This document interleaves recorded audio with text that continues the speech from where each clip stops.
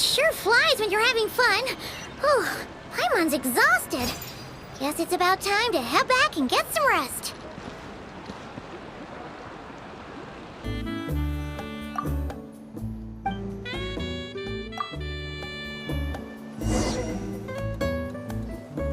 Morning, Traveler. Morning, Paimon. Thought I'd come over and say hi, puffer, floaters, and all. Morning, Moalani. How are you so full of energy? Weren't you? That was last night. I got a good night's sleep, and now I'm good as new. Here, take this. It's your prize for completing the album. I picked yours up, too, to save you the trip. Wow! When it comes to helping people, a good guide always thinks one step ahead, right?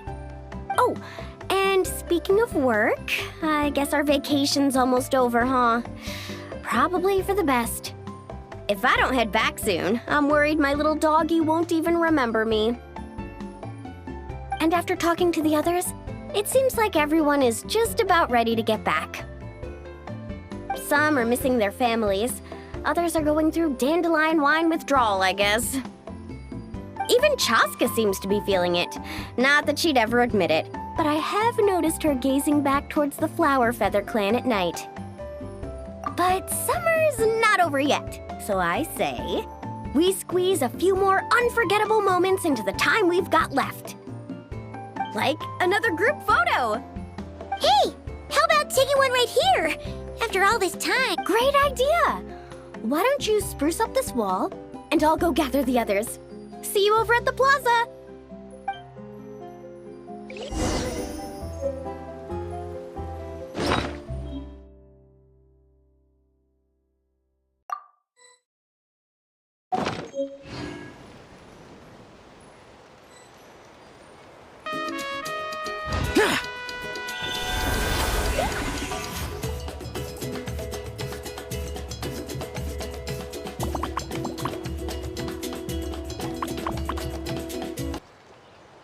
Wow!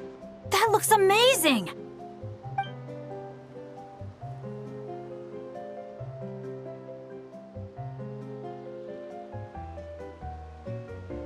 Guys, over here! We're gonna take a picture together! Oh, not bad, not bad. You're all looking full of energy this morning. Not a trace of bedhead or dark circles in sight. Whoa, you even... Well, what kind of guide would I be if I didn't pay attention to the details? Yeah, and what kind of bard would I be if I didn't appreciate a good drink? What's that got to do with anything? Somehow, though, I know exactly what he means. Do you really think that? Or you... I see no harm in a bit of nonsense. Here, put on this Asha headband. It's a souvenir from the rest of us.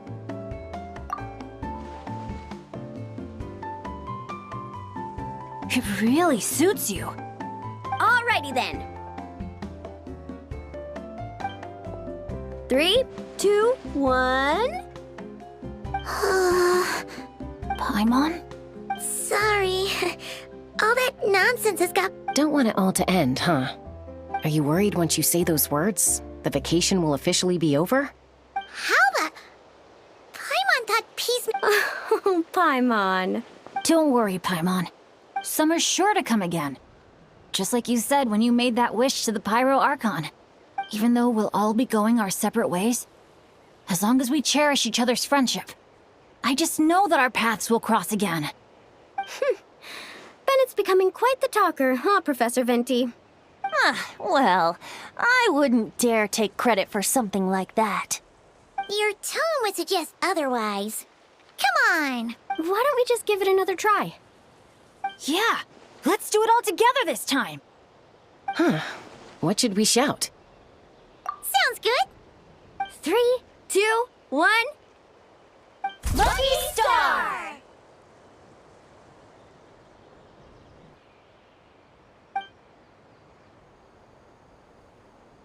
So, what are your plans for the future, Bennett? If you're having trouble deciding, you can always park it in the People of the Springs for a bit. Or however long you want, really. Thanks for the kind offer, Moalani. I actually went to see the Pyro Archon to tell her how grateful I am for everything she's done for me. She told me that the domain we entered was an abyssal simulation of the Mare Javari. It was extremely unstable, and now it's completely gone. Later, when we got on to talking about my future, she said I was more than welcome to stay here in Natlan, but also that she would respect my decision, whatever it turned out to be. And after thinking it over, long and hard, I've decided to return to Mondstadt. You miss your dads, don't you? That's definitely part of it. I promised to tell them everything that happened on this adventure, and I can't go back on my word. But also, when I said goodbye to my mom and dad, I promised them I'd become the most legendary adventurer in all of Teyvat someday. And no adventurer should stay in one place for too long. Bennett. What if your luck starts going downhill again the moment you leave Natlan? It's fine. The warmth and kindness I've experienced on this adventure is enough to get me through all the challenges that lie ahead. As I attempt to shape my own fate, I want to take that same kindness and pass it forward. That's something I've always believed in. Hear, hear! To our leader! To our leader, Bennett! Cheers!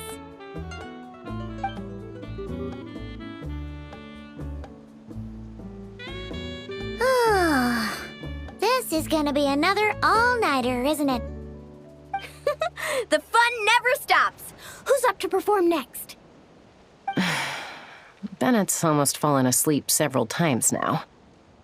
No. I can still keep going. Go get some rest now, guys.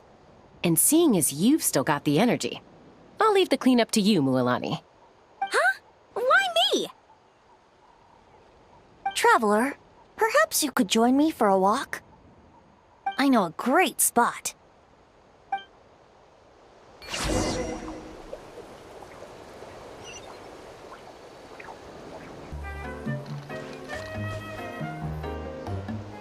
You might be tone deaf, but you sure know how to sniff out a good view. Glad you like it. Some stories aren't meant for the birds, only for the stars high in the sky. More like a story that begins with time itself. Long, long ago, time began to write the story of this world. To her, all living beings were equal, both in their value and in significance. Like an ancient scroll, she engraved upon her memory all people, all events, all encounters, and all farewells. Back then, as an animal spirit, I had a chance encounter with time at the Thousand Winds Temple. Hearing my wishes, she entrusted me with fragments of her power and authority. Sounds like you've heard the story of time in the wind before. Charming, isn't it? Through the memories engraved in rituals, poems, ruins, and ancient texts, the same beings she considered so insignificant have met her, time and time again. So, this is More like the prologue. The corruption of the Mare Javari is tied to time itself. To put it another way, it is a calamity present in every moment that will ever be. Unlike time herself, I have always cherished many wishes in my heart. 500 years ago, to prevent the corruption of the Mare Javari from spreading beyond Tenochtitlán, I blew it off the timeline, turning it into the Windless Land. Oops, seems like I may have confused you. If you're asking about how the Mare Javari disappeared from Tenochtitlán 2 or 3 decades ago, there may be someone else better suited to tell that story. The Mare Javari has been the bearer of too many stories that weren't meant to be its own. I merely played a part in one of its chapters. And the choice I made 500 years ago came with a price. Some souls were unable to return to Mondstadt as a result. while others stayed to settle in this land, merging with the Monitu to become the Asha we see today. So the reason you're here in Tenochtitlan? Correct. I'm here to collaborate with the current Pyro Archon, Mawika. Correct again. The flame was our signal. Only by having Mawika open a rift between that space and the true Mare Javari could I sneak in and bring back all the souls who wish to return. As for my little trick of bringing back memories as well, it's not the first time I've pulled that off. Mawika also mentioned that you were planning to introduce us. Looks like I beat you to it, huh? I was glad to discover that she shares my love for fine wine and freedom. We got along great. Well, it really took it out of me for a few days. In fact, I still feel pretty dead on my feet even now. Oh, really? But thinking of all the Aether mead and dandelion wine still left to drink, I suppose I can hang in there a little longer. You don't look that tired to Paimon. So... Oh, how you wound me, Paimon! You'll hook me up with some good liquor, won't you, Traveler? I suppose... to protect Mondstadt, and that everyone who wishes to stay there has the freedom to choose their own path.